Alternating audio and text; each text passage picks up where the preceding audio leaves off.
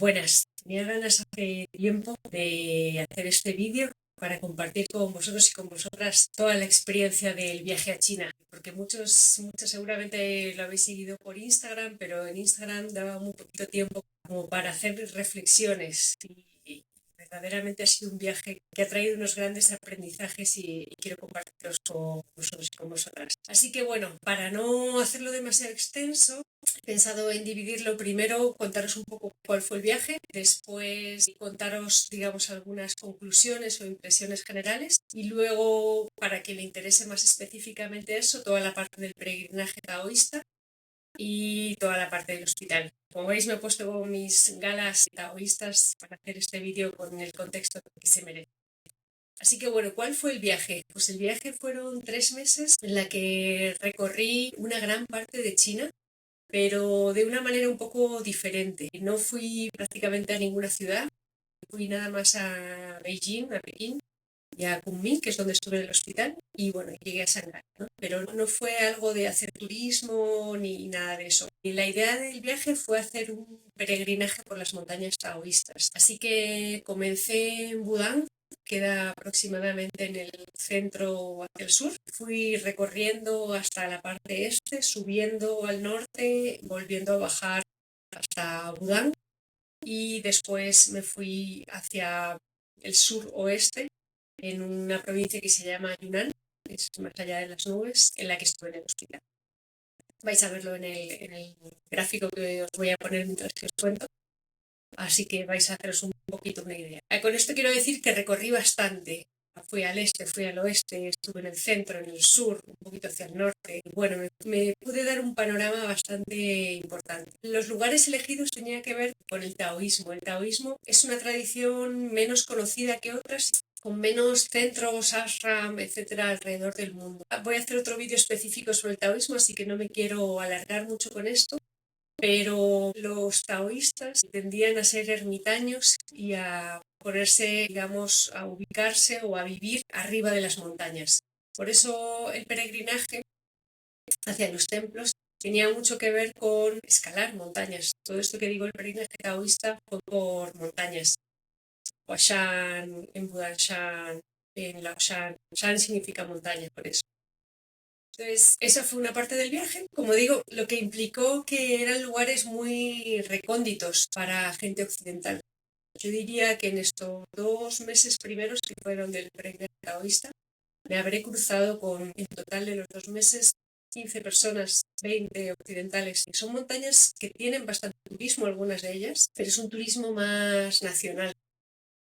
Entonces, para los que somos extranjeros, no es tan fácil movernos o llegar a estos lugares, porque la mayoría de los carteles están en chino, y no solo por eso, ¿no? Sino porque hay una cuestión de contexto cultural muy diferente. Y ahí es donde va mi primera reflexión. Claro, cuando tú vas a llegar a una montaña, te imaginas que vas a tener como las rutas establecidas, que según llegas al parque nacional, etcétera, vas a tener una entrada y enseguida vas a entrar y vas a recorrer y vas a hacer distintos caminos, que los centros turísticos, digamos, van a estar cerca de esa entrada. Pero en China, que es lo más interesante para mí, sobre todo cuando estás en estas partes del interior, porque las otras partes están un poco más occidentalizadas o más aptas para ambas culturas, nada es como parece. Tú vas con un preconcepto de cómo deben ser las cosas o cómo van a ser las cosas y siempre se rompe ese concepto.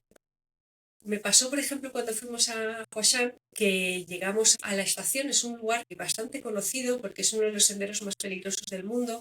Los taoístas debían ser sobre todo escaladores, porque en esa época todos los senderos están en una montaña muy escarpada. Entonces unos caminos que parece que te vas a caer al abismo, los antiguos caminos, están como nada, unos centímetros separados de la montaña, unas pasarelas y vas cruzando.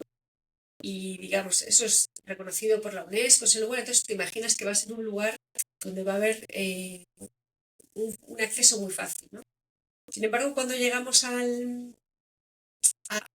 digamos, a la ciudad más cercana, tuvimos que tomar un Didi, que sería como una especie de Uber, que nos llevó hasta ahí, que tardó aproximadamente 1 hora y media. Y una vez que llegamos allí, nos dejó en un pueblito que estaba cerca del lugar, pero en el que no veías nunca el acceso a Huashan, ¿no? Tuvimos que hablar con la señora que llevaba el hotel para que nos explicara un poco cómo era el acceso, etc. Y una vez que llegamos allí, siempre pasaba algo parecido. Las montañas son tan altas que siempre hay algún acceso para llegar a una escala que sea manejable, para que tú puedas hacer durante el día.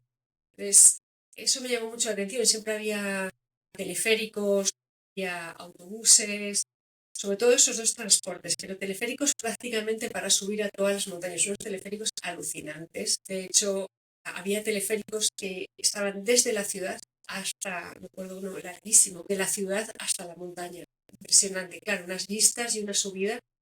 Y aún así, cuando llegabas allí, todavía tenías que hacer una ruta de aproximadamente 7 horas, ¿no? Todo el día. Podías moverte ahí alrededor, pero en general para poder empezar en ese teleférico y luego llegar a otro teleférico que te bajara, tenías que recorrer bastante.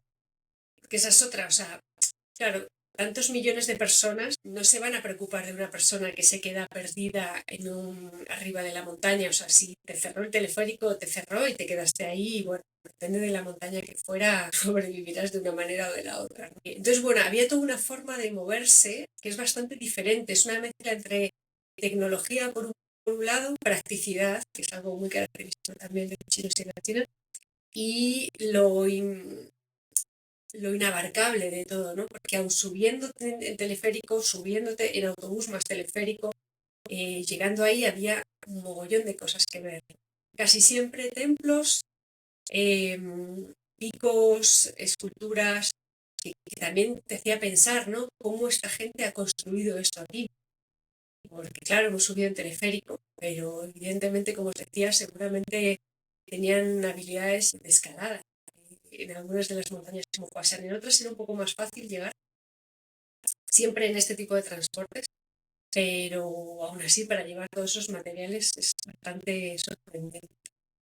Así que bueno, claro, una nunca se imagina esa inmensidad y esas dimensiones, entonces cuando llegas a estos lugares te imaginas algo más accesible, más cómodo, más... Y no es fácil orientarte, primero porque los carteles en general están en chino, hay algunos que están traducidos, no te dan mapas como uno supondría, ¿no? En algunos sí, si los pides, pero bueno, ellos tienen un montón de aplicaciones que para nosotros no son descargables, porque nosotros nos bajamos las aplicaciones en el Play Store o en el App Store, y eso allí no existe. Acordaros que Google allí no es posible. De hecho, esa es otra cosa que puedo contar.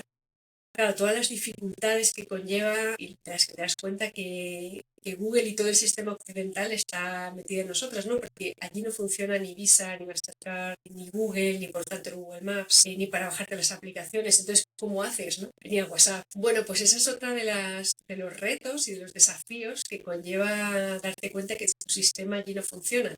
Moverse sin el Google Maps es un poco difícil. Bajamos ciertas aplicaciones chinas para movernos, pero claro, estaban en chino, así que era muy difícil. Una vez que la aplicación te decía, no sé, traducíamos qué ubicación quieres de todas estas que aparecen, no sabías ni cuál decir, ¿no? Porque acordaros que en China se usan ideogramas, no se usan vocales y consonantes, como en nuestro caso.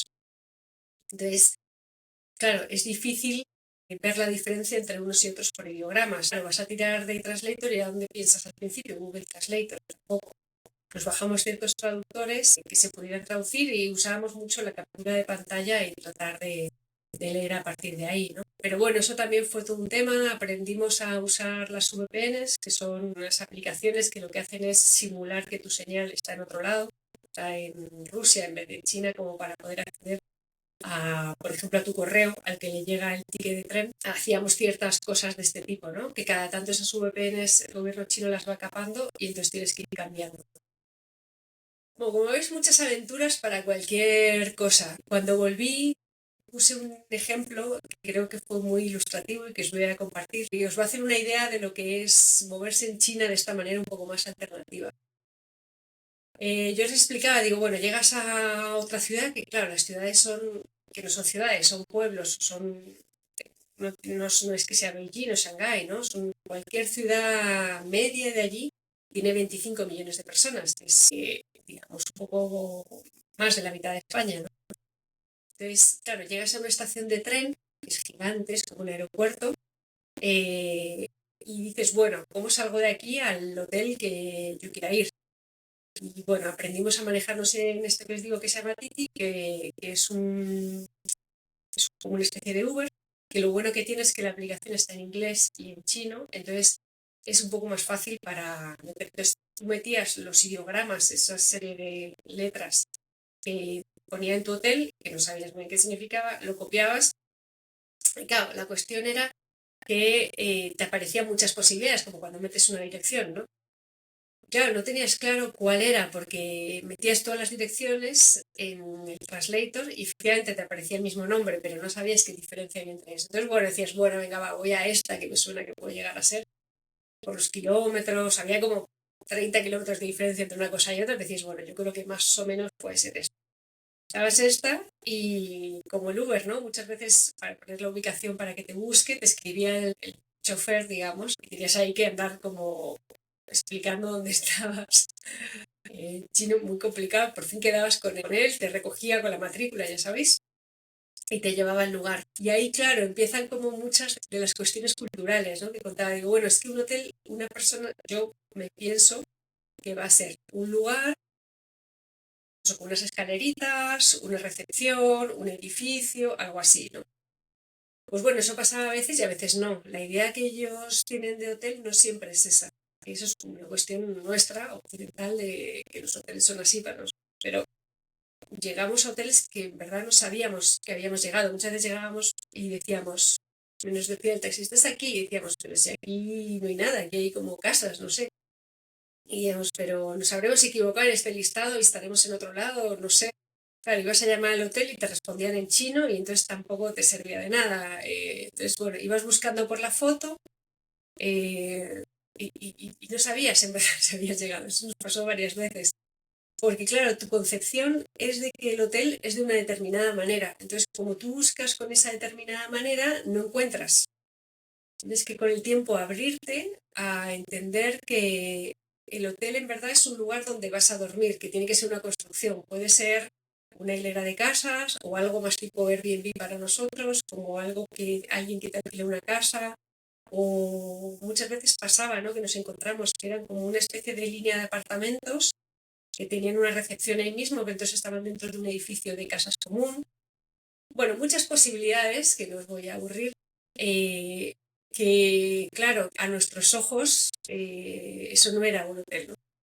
Así que bueno, eso nada más como para llegar al lugar, os podéis imaginar, y con toda la dificultad del idioma, ¿no? Usábamos mucho el micrófono como para comunicarnos y traducir, y tú usabas el micrófono, te lo ponías, le decías un comentario y no entendían que tenían que responder con el mismo, o sea, no entendían la idea de traducir y volver a traducir de su lado, ¿no? Porque claro, daros cuenta que en la mayoría de estos lugares no ha habido presencia de tanta gente extranjera. Mucha de la gente no se ha relacionado con gente extranjera, entonces nunca han tenido que traducir. Y muchas veces íbamos por la calle y nos iban haciendo fotos. Para mí lo más sorpresivo eran los peques y las peques que te miraban y le decían a sus padres, mira, mira, mira esa persona tan rara, con los ojos tan raros, que está por ahí, ¿no? Era algo, íbamos caminando y nos iban grabando, porque éramos algo muy exótico.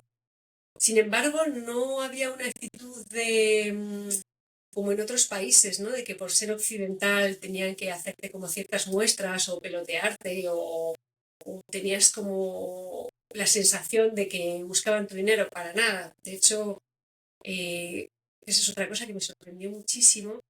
No vi nada de pobreza, nada, nada, nada. O sea, eso me sorprendió. Cómo, digamos, el comunismo tiene muchas cosas muy tremendas y es un sistema con muchísimas injusticias, derechos humanos, etcétera, etcétera, que tampoco me voy a meter aquí. Pero el progreso económico ha sido wow.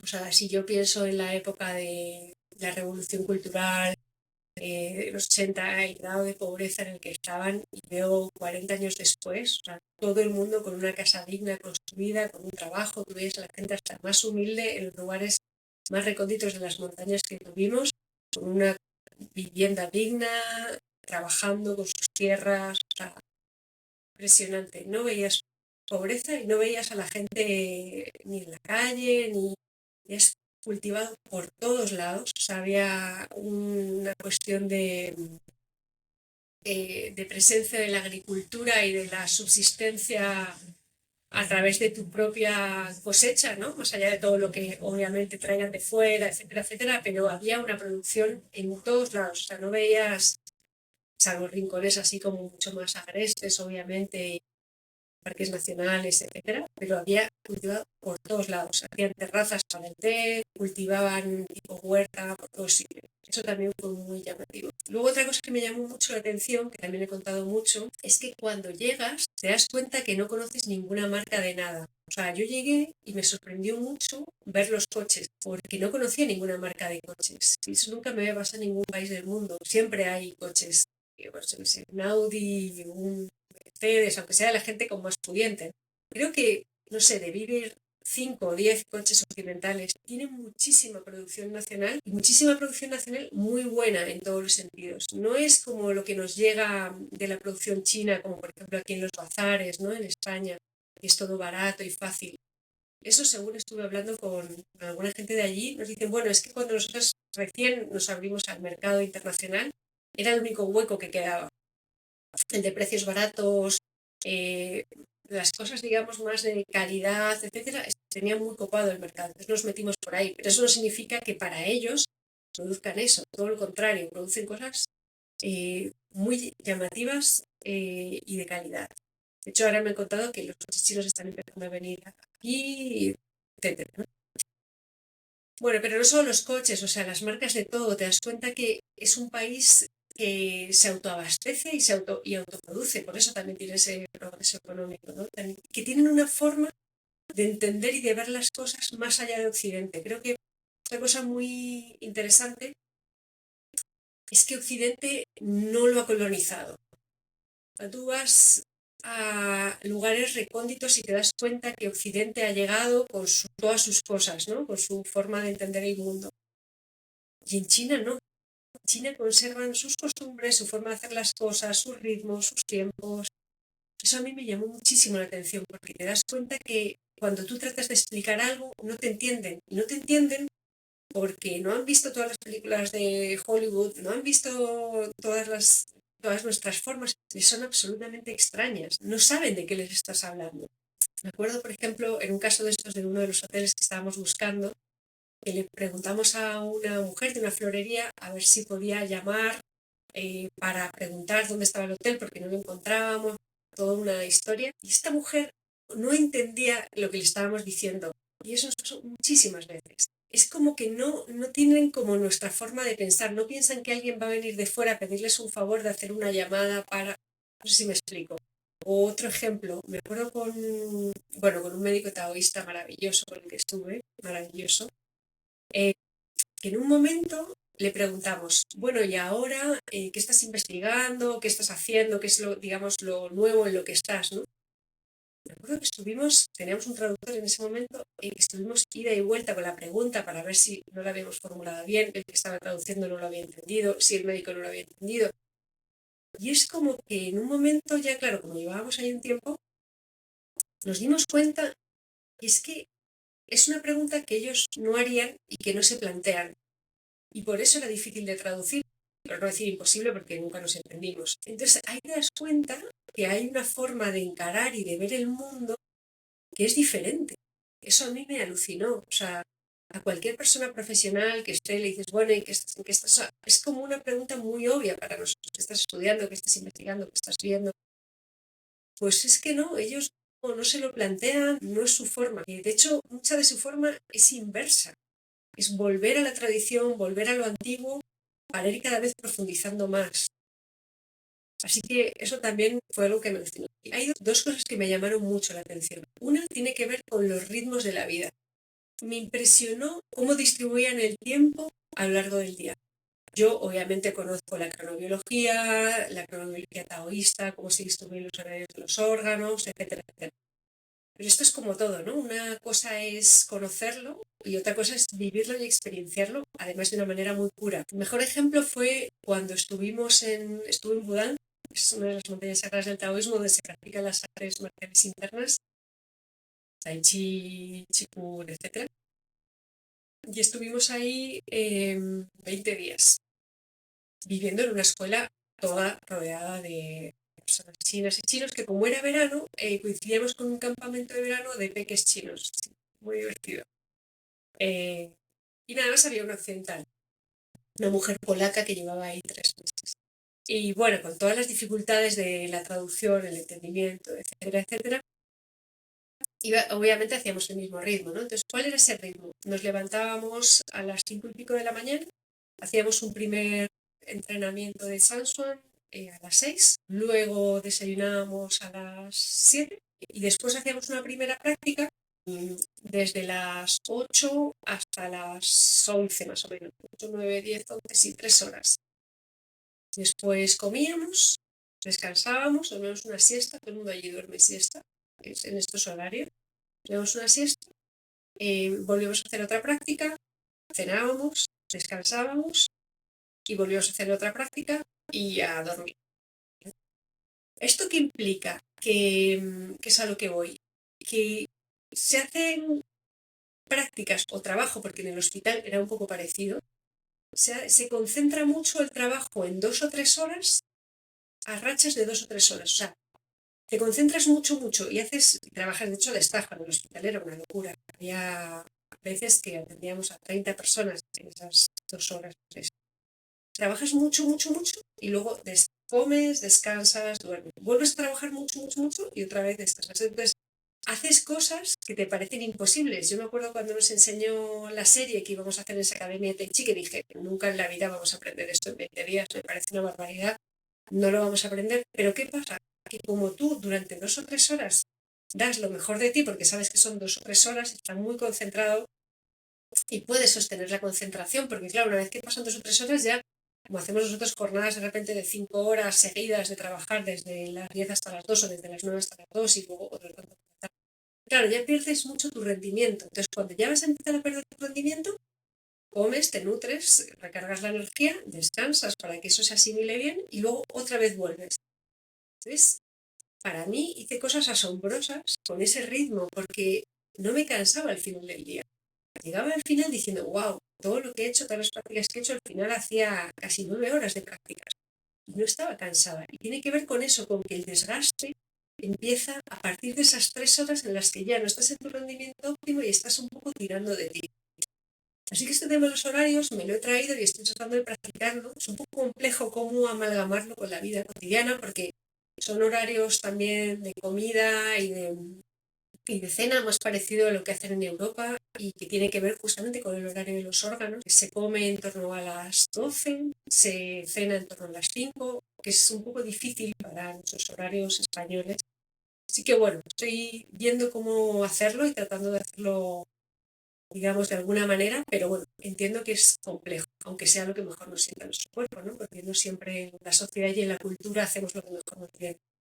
Luego otra cosa que me llamó también mucho la atención, que también he contado bastante desde que he estado, tiene que ver con esta relación tan peculiar que tienen, en que por un lado son una gran masa, o sea, porque son 1.400, creo que ahora 70 millones de personas, que es que, o sea, no somos ni el pico, ni su pico, ni los 1.400 y pico, ni su pico somos España, ¿no? Claro, no te haces una idea de la dimensión de cuánta gente son hasta que estás allí y ves gente y gente y gente por todos lados.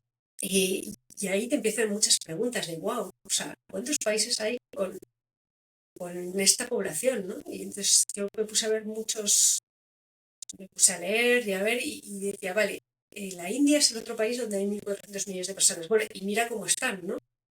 ¿Qué diferencia, cómo manejar esa población gigante, cómo manejar la India? Luego veía que los siguientes eran Rusia, Indonesia, Estados Unidos creo que eran 350, 400 millones de personas, Brasil. Claro, en dimensión no es nada. Yo decía, es que, wow, entre China y la India, eh, era casi, creo que eché cálculos en ese momento, era casi un tercio del mundo. No sé si era algún país más, a lo mejor China, Rusia y la India, era un tercio del mundo. Y yo decía, wow, qué impresionante, ¿no? Bueno, pues a pesar de tener como esta dimensión de ser tantas personas, tener mucho esta idea comunitaria, ¿no? Y no tener como a la individualidad tan presente de alguna manera, ¿no? Ese ego nuestro, que sí lo tienen, pero de otra manera, tienen un carácter bastante humilde. Ahí en esta academia yo estaba con gente que luego resultó ser directivos en una provincia que se llama, en una ciudad que se llama Shenzhen, que es como el Silicon Valley de allí, y eran directivos de allí y estaban en camiseta igual que yo y en traje de Tai Chi. Coincidí con otra mujer que tenía 2 empresas farmacéuticas. Nada, era, o sea, como una cosa muy, ningún, ninguna cosa de yo soy o tener otras formas o creerte, con todo el mundo con una humildad que también me sorprendió muchísimo. Bueno, y decía que es paradójico porque a la vez que son muchas personas, mucha humildad, no tienen como ese cultivo del ego tan fuerte, sí que tienen mucho énfasis en el desarrollo individual de cada persona. Le dan muchísima importancia. Y ahí es donde valoran a la persona, no con el ego de he logrado tal, tengo una empresa, no tengo una empresa, soy directivo. No, es más cómo has conseguido, lo definiría como el dominio de ti mismo, ¿no? ¿Cómo has logrado sacar tu mejor versión? Pongo un ejemplo. Cuando estábamos ahí en esta academia de Tai Chi, al principio, ahí me llamó la atención porque muchos de los compas con los que estábamos tenían unas formas muy fuertes. Teníamos un compañero que le llamábamos Cuchillo, porque no nos acordábamos mucho su nombre.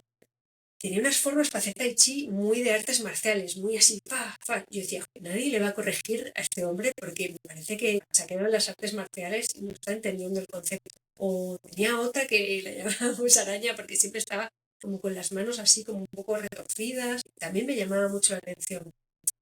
Y el maestro venía, nos daba su lección y luego venían los discípulos y nos explicaban el movimiento, pero era un poco diferente, como si os dijera un movimiento así sencillo. El maestro lo hacía así y a lo mejor los discípulos te lo hacían así, como con otra forma, como mucho más, aunque eran las manos iguales, se cruzaban iguales, pero no era exactamente igual.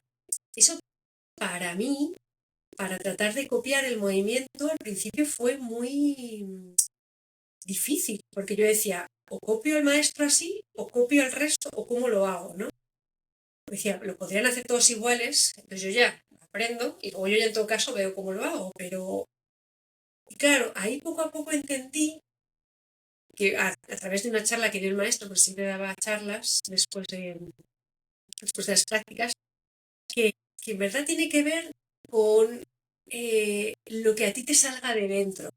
O sea, con tu huella personal basada en ese movimiento, ¿no? Él te mostraba que era una forma de cruzar las manos de una determinada manera y tú tenías que ver con cómo eres tú qué sale de ahí, ¿no? Y por tanto no va a ser nunca igual a otra persona ni se trata de copiar. Nosotros generalmente copiamos la forma estándar y luego en todo caso hacemos una versión. Esto es al contrario. Esto es, empieza a hacer tu versión inspirada en esto que hace esta persona, que habla de quién es esa persona y esto habla de quién eres tú. Eso me llamó muchísimo la atención porque era todo el tiempo mostrarte a ti en todo lo que hacías, ver a través de tu forma de ser, de lo que hablabas, de tus gestos, de todo, quién eras tú. No de lo que tienes, lo que haces, sino tu sabor, tu olor, cómo impregnabas de ti todo lo que hacías. Y pasó lo mismo en el hospital. En el hospital, en la misma planta en la que estábamos de acupuntura, había personas que atendían 30 personas y súper rápido y tenían muy en cuenta el pulso. De repente había personas que atendían a 8 personas y tenían mucho más en cuenta otras cosas, ¿no? Pues a lo mejor la lengua, le ponían una caja de moxa, cosa que el otro no hacía para nada. O había una médica que solamente trabajaba con acupuntura umbilical. Todos estaban en el mismo departamento y había una jefa de departamento. Y nadie le decía al otro o a la otra cómo tenía que atender ni a cuánta gente. De hecho, los pacientes eligen al médico o médica con una aplicación que tienen, según cómo es también su energía, de alguna manera. Me da muchísima atención porque nosotros hubiéramos dicho, oye, tú eres un vago, estás atendiendo a 8 cuando yo estoy atendiendo a 32 o soy más eficiente. Pero es verdad que tenía que ver mucho con cómo eran, porque la que atendía a 32 era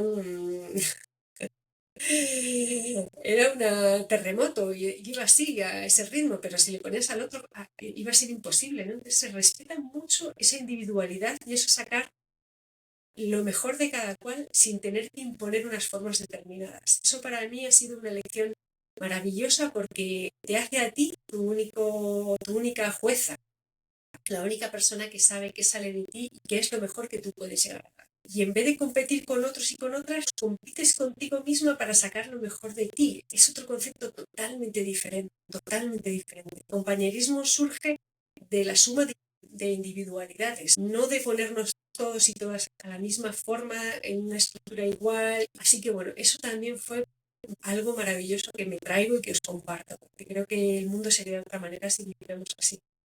Y luego contaros en cuanto al hospital. El hospital era un hospital de medicina china enteramente. Era el hospital principal de la ciudad de Kunming, que es la capital de la provincia de Yunnan, que como os contaba está por abajo en el sur está el sudeste asiático, por arriba está el Tíbet y hay una cadena montañosa que lo separa. Por eso se llama Yunnan, que significa más allá de las nubes, porque es un lugar en el que es muy difícil acceder. De hecho, ha sido un lugar que normalmente en los diferentes imperios y dinastías ha sido difícil de conquistar y de anexionar por esto. Y por eso también es un lugar donde hay muchísimas etnias, hay 52 etnias que conviven en ese territorio.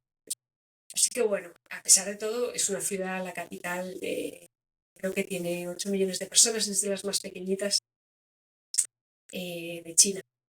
Y bueno, y este es el hospital principal de la ciudad, de 8 millones de habitantes, que tampoco está mal. Bueno, en China hay 3 tipos de hospitales. Están los hospitales de medicina occidental, ellos lo llaman medicina moderna, los hospitales de medicina tradicional china y los hospitales de medicina integrativa que tienen de los dos. Sin embargo, yo estuve en un hospital de medicina china y tienen muchos medios occidentales, porque para ellos la medicina es una, no diferencian para nada entre una medicina y otra. De hecho, hablábamos con algunos médicos y les sorprendía que nosotros hiciéramos estas distinciones, ¿no? Ellos sacan lo mejor de cada medicina. A mí, por ejemplo, en una de los momentos del viaje, me mordió un perro y nadie pensó en llevarme al hospital de medicina china. Me llevaron directamente al hospital de medicina moderna. Y ahí me vieron, me pusieron una vacuna, etcétera, etcétera. No lo tienen como si es mejor o peor. Tienen la medicina moderna como algo mucho más rápido y mucho más efectivo para las urgencias y también para cuando la cosa se ha deteriorado mucho y hay que hacer cirugía, o los escáneres, etcétera. Y el resto para medicina china. Cuando son tratamientos más crónicos, más largos, etcétera. Os pongo un ejemplo. En este hospital eran 5 edificios, muy grande el hospital. Había un primer edificio que era el de atención primaria, que era una de las partes donde hacíamos residencia, entonces venía como consultas externas, ¿no? Pues desde todo, mareos, vértigos, artritis, todo tipo de cosas. Luego había otro edificio en el que también estuvimos, que era internaciones. En internaciones, que es el ejemplo híbrido que os quería hacer, había muchas personas con secuelas de ACV o tumor cerebral. ¿Esto qué significa? Que, digamos, habían ido en un primer momento de la urgencia al hospital de medicina moderna y ya les habían hecho todo el tratamiento, medicación, suero, etcétera, etcétera. Y con todo ese pack de medicina venían a los pocos días al hospital de medicina china para empezar toda la parte, en este caso se hacía mucho con electroacupuntura sobre todo el estímulo de la parte que se hubiera quedado con hemiplegia o con parálisis. Y era alucinante cómo esos pacientes se recuperaban, porque era muy reciente y les podían hacer acupuntura 2 y 3 veces por día, les hacían tuina, que es citopuntura, les hacían un cierto tratamiento cuando todavía estaban con la otra medicación, ya les empezaban con toda esta parte de rehabilitación. Y veíamos en una semana recuperaciones alucinantes, ¿no? Que para nosotros cuesta muchísimos meses, años a veces después de un infarto cerebral, que haya ciertas cosas que se recuperen años y a veces la gente ni se recupera, ¿no? Y de esa manera trabajan amalgamadamente. O, por ejemplo, me acuerdo cuando venía gente con mareos, que directamente el mismo hospital de medicina china les mandaban a hacer un TAC y por la tarde volvían. Les mandaban ahí directamente, primero porque para ellos no hay como una herramienta que sea de medicina moderna o de medicina china, si es una herramienta que te sirve, pues ya está, vamos a usarla, ¿no? No hay como estos preconceptos culturales, ideológicos. Y además decían, bueno, es que cuanto antes lo atendamos y antes veamos el TAC, porque yo decía, qué rápido, ¿no? Que tienen ahí el diagnóstico, que van al TAC, y es cuanto más lo dejemos, peor, porque más nos va a costar luego recuperar. Yo decía, claro, sí, efectivamente, si vas, estás un mes para que te hagan un TAC, vuelves hasta que lo ves y ya se te olvida el caso, seguramente se ha empeorado, etcétera. Pues, bueno, funcionaba todo de esta manera, ¿no? Mucho más eficiente para mí, más práctica, con menos líos de qué es bueno y qué es malo, según preconcepto, qué es medicina, qué no es medicina, qué es más auténtico, qué es menos. Ellos tampoco tienen estereotipos sobre la medicina moderna. Les parece súper bien. En las farmacias, de hecho, cuando tú vas a las farmacias allí, hay 2/3 de medicina china, toda la parte de farmacopea que os he contado en algunos vídeos, y 1/3 de medicina occidental. Y no tienen líos para cuando necesitas una cosa, para cuando necesitas otra, otra. Así que eso también fue bonito vivirlo, porque de ser una cosa aquí como alternativa, como que tienes que creer en ello, no creer en ello, como estas cosas, pasa a ser algo súper normalizado. Estábamos con bata blanca, llegábamos a nuestro horario, veíamos a pacientes, teníamos todos los medios, y estaba más por encontrar soluciones para, para los pacientes que en estas cosas, ¿no? Que ojalá pudiéramos tomar nota y sacar lo mejor de cada medicina para que la gente se cure y esté mejor, no lo que pensamos que debe ser. Y que eso también muy interesante, los médicos y las médicas nos daban charlas muchas veces por las tardes sobre ciertos tratamientos que ellos habían experienciado, experimentado y que funcionaban muy bien y nos daban generosamente ese conocimiento. Yo recuerdo mucho, en esa zona había mucha parálisis facial, y el médico jefe nos dio una charla, digamos, todo un método para abordarlo sin ningún problema de que fuera una patente suya, que les copiáramos, no, por lo contrario, hemos llegado a estas conclusiones, tenerlas y aplicarlas. Eso también, la generosidad, la amabilidad de la gente en China me llamó muchísimo la atención. Gente además súper divertida, nada de lo que imaginamos aquí, de que son como muy secos, que no hablan. Claro, aquí o en cualquier otro de los lugares de Occidente, yo creo que es que hay tanta diferencia cultural. Es muy difícil para ellos también integrarse, entre que están trabajando 1000 horas. O sea, a mí me hubiera pasado en China si yo me hubiera quedado allí. Es difícil como entrar en la cultura, es demasiado diferente. Todo, absolutamente todo. Así que bueno, también entendí mucho la dificultad de integración de la gente aquí. Sin embargo, me sorprendió mucho el carácter y la forma. Bueno, y por último, que ya debe ser larguísimo el vídeo, el tema del taoísmo verdadero. Yo llevo casi toda mi vida, por lo menos los últimos 20 años, que es la mitad, en un camino taoísta. Y me he leído todo lo que hay en habla hispana, he hecho cursos, formaciones, bueno, estudié medicina china, basada en mi camino taoísta, he hecho tai chi, pintura china, o sea, todo lo que os podéis imaginar, que hay como digamos accesible desde este lado del mundo. Y sin embargo, me sorprendió mucho cómo viven el taoísmo allí, porque es una parte que nosotros pensaríamos que es más religiosa. ¿Religiosa en qué sentido?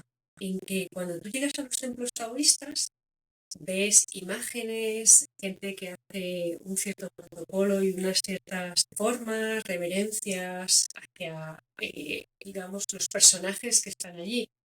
Esos personajes son, digamos, pues desde los típicos que podemos conocer como Lao Tse, Chuan Tse, a, digamos, varios de los fundadores de las ramas principales del taoísmo, personajes que han sido importantes en esa montaña o en ese lugar, que hayan sido como taoístas destacados, tanto hombres como mujeres. Ya sabéis que el taoísmo no es para nada patriarcal. Y ves como ciertas cosas que, como lo vemos desde nuestro lugar tan cultural, pensamos que eso es religioso, ¿no? Igual que, digamos, que lo que llamamos desde aquí sectas, que son como la parte organizada del taoísmo, que tienen monjes y monjas taoístas que siguen una serie de protocolos y que digamos, visten de hábito, tienen una serie de normas y, bueno, se dedica a una vida más monacal. Todo eso a nosotros nos hace sentir este carácter religioso y se cuenta que no, que lo que hemos hecho desde Occidente es separar según nuestro criterio, pero que para ellos esa separación no existe. De hecho, ellos hablan de Tao Chia, que es la familia taoísta.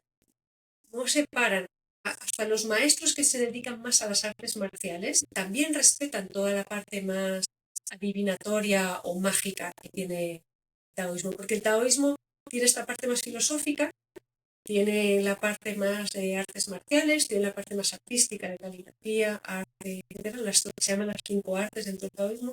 Tiene toda la parte que podríamos llamar el I Ching, más cercano a lo mágico, con los rituales y toda la parte más de talismanes y otra serie de cosas que hacen que sería como en nuestro caso la parte más mística. Y para ellos todos son diferentes formas de vivir y experienciar el Tao. Pero no es que la cabeza y la filosofía va por un lado y las prácticas van por otro. Prácticas más místicas como la quema de talismanes o rezar ciertos mantras, etcétera, no tienen que ver con la parte más marcial, por ejemplo, ¿no? Está todo bastante mezclado. Tiene que ver con las sensibilidades y con el camino de cada cual. Es verdad que muchas de estas partes más de rezar mantras y de ciertas deidades, etcétera, tienen mucha influencia del budismo. No es el taoísmo del principio. Pero si ves y vas explorando y metiéndote más en profundidad de qué hay detrás de eso, sigue siendo un espíritu profundamente taoísta. Solamente cambian los medios, pero no toda lo que llamaríamos filosofía que hay detrás. Somos más nosotros y nosotras con este prejuicio de qué es y qué no es, y qué parte es más asumible para nosotros, porque toda esta parte de ritos no entendemos mucho.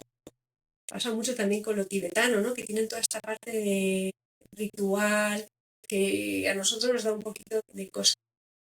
Pero ese es el taoísmo verdadero y el que más se practica hoy en día tiene que ver con estas tradiciones religiosas, con estas partes monacales, de hecho los taoístas que estaban ahí, mucha de la parte de su contribución tenía que ver con personas que les buscaban como intermediarios con la parte más sagrada o con el universo o con el Tao.